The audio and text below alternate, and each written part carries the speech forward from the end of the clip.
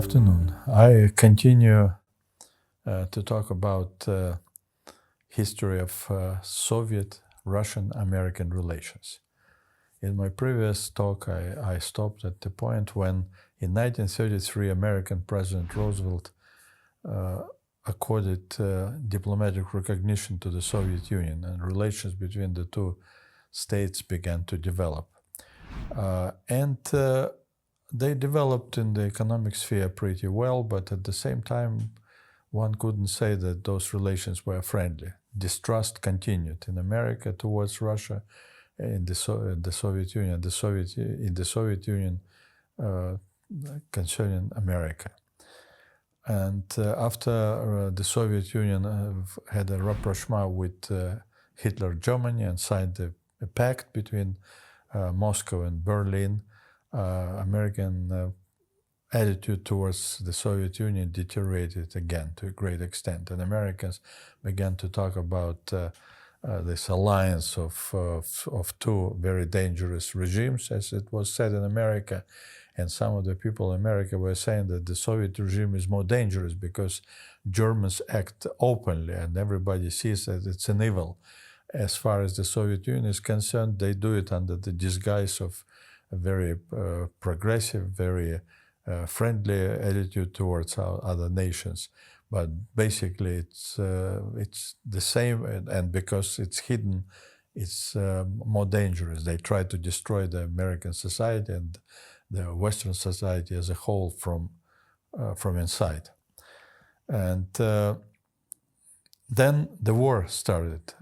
Germans attacked the Soviet Union, and Americans were cautious.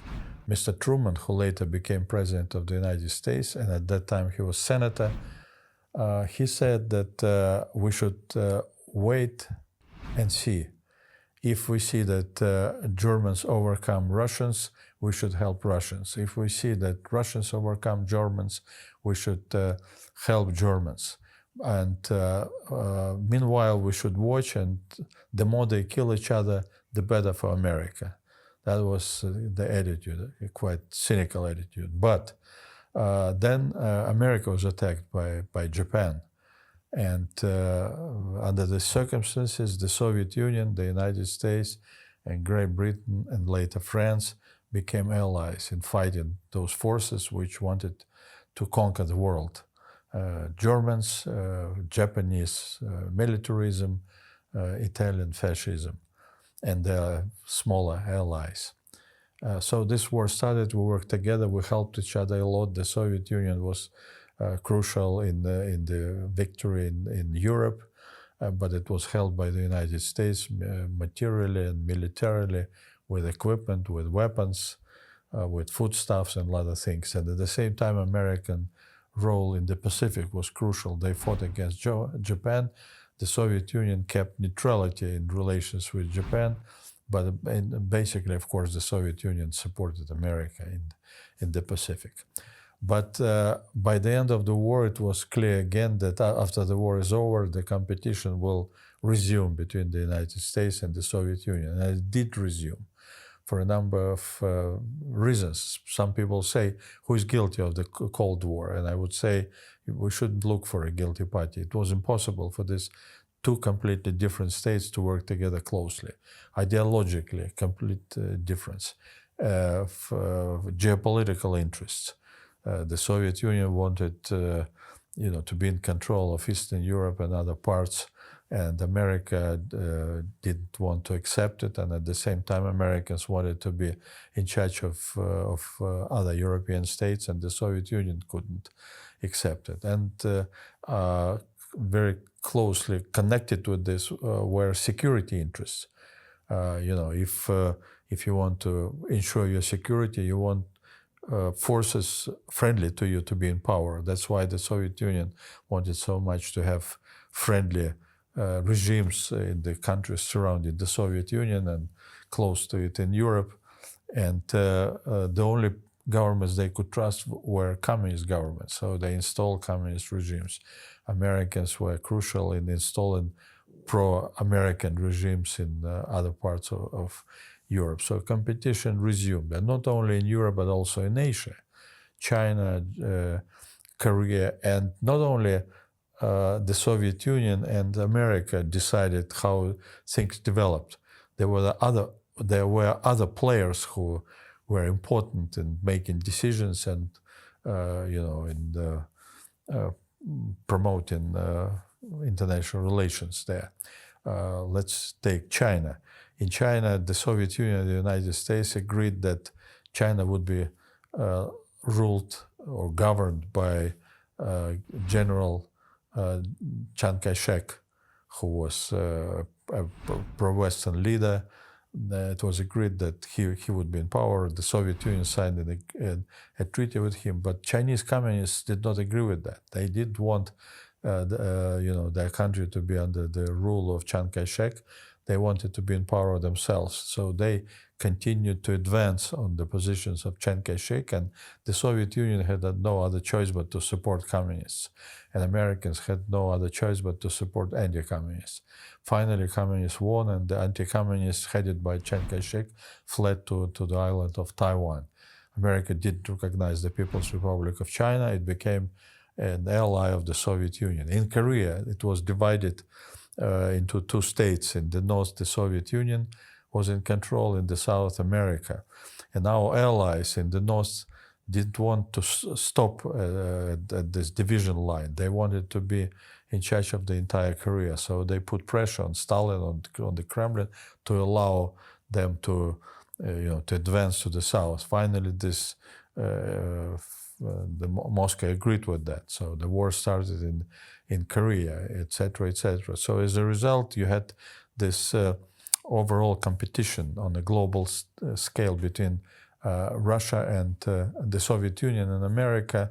They were divided by ideology, by geopolitical interests, and by security interest.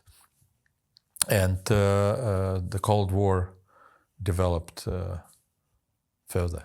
After the death of Soviet dictator Stalin, relations began to improve again to a certain extent. The new Soviet leader Khrushchev announced a new policy of peaceful coexistence between states with different ideological bases.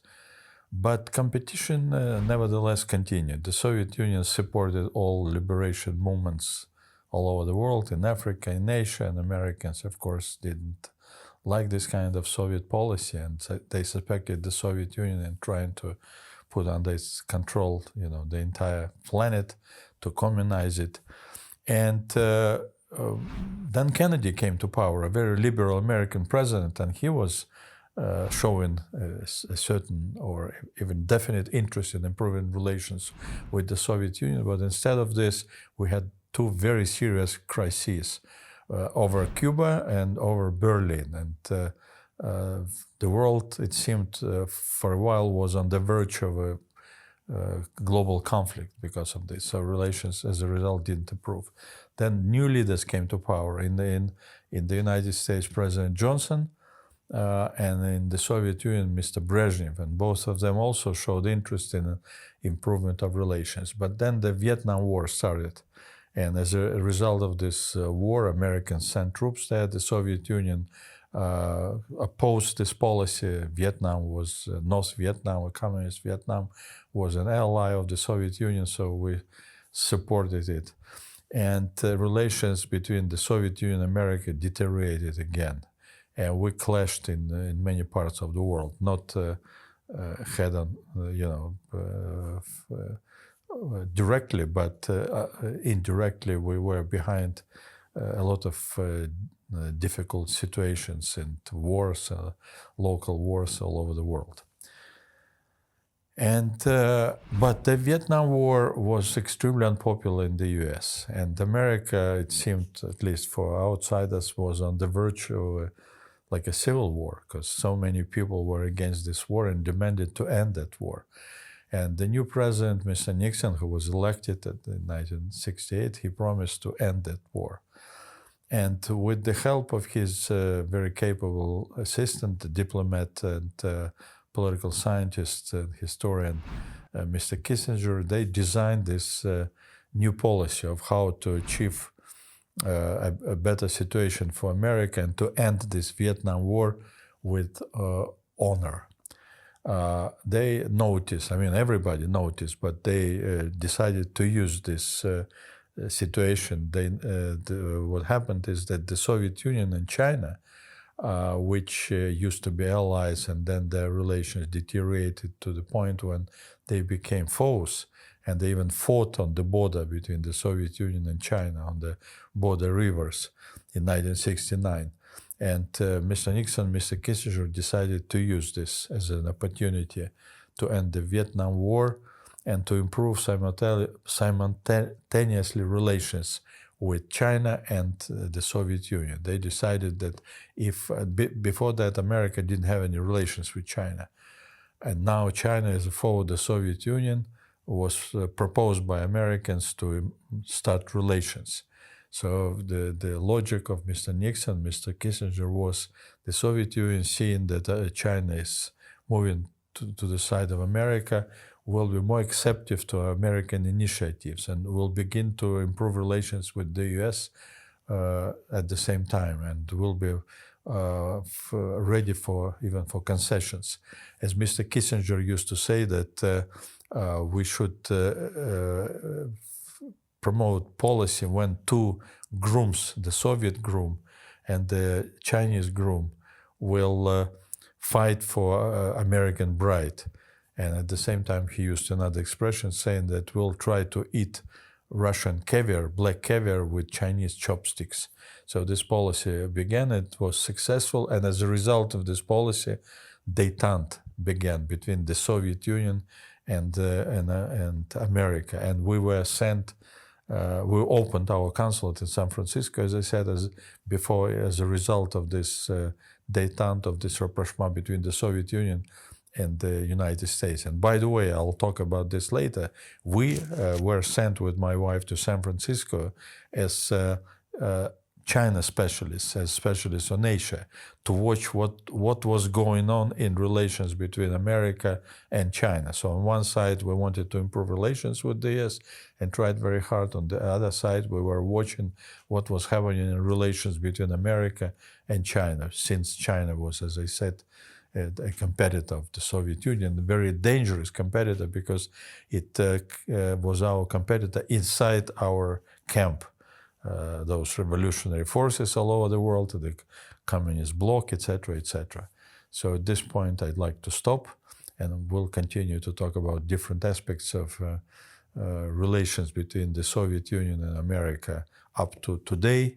And after that, in my future talks, I'll explain my view, position on American political life, social life, economic life, cultural, etc., etc. Thank you so much.